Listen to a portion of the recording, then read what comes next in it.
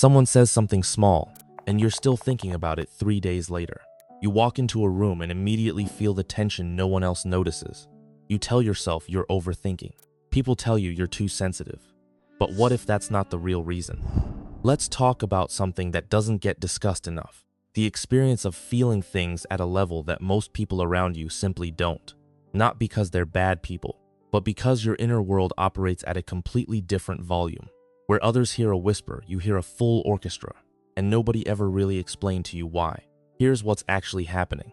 People who feel deeply, which is especially common in introverts, have nervous systems that are genuinely more sensitive to stimulation.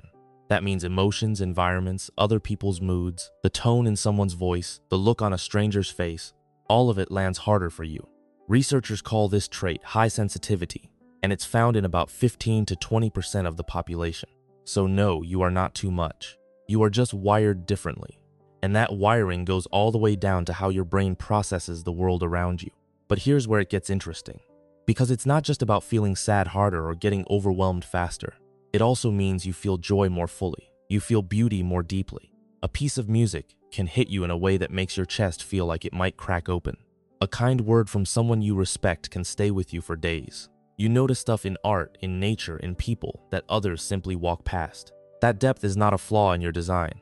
It is the design. The same sensitivity that makes hard days feel unbearable is the exact same thing that makes beautiful moments feel transcendent.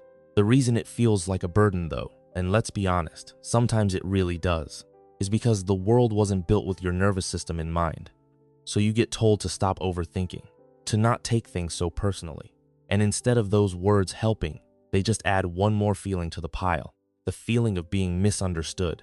And then there's emotional absorption. This is something a lot of deep feelers experience but rarely have a name for. You spend time with someone who is quietly struggling, and you leave the conversation carrying a weight that belongs to them. You are, without meaning to, absorbing the emotional atmosphere of the people and places around you. It's exhausting, and it can be really confusing because you often can't tell where their feelings end and yours begin.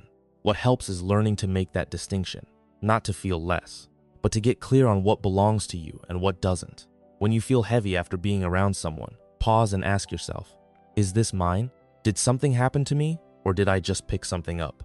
That simple question creates a small but powerful distance between you and the emotional noise around you. It doesn't fix everything, but it starts to put the weight back where it belongs. Here's what I want you to take away from this. Feeling everything too deeply is not a weakness dressed up as a personality trait. It is a real, legitimate way of experiencing the world, and it comes with genuine gifts, even when it doesn't feel that way. The hard days are real. The overwhelm is real. But so is the depth of connection you're capable of.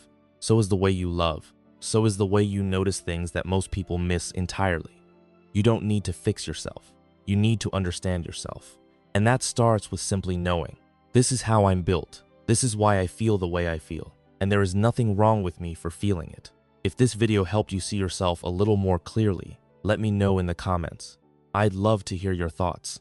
Thanks for watching. Take care of that sensitive heart of yours, and I'll see you in the next video.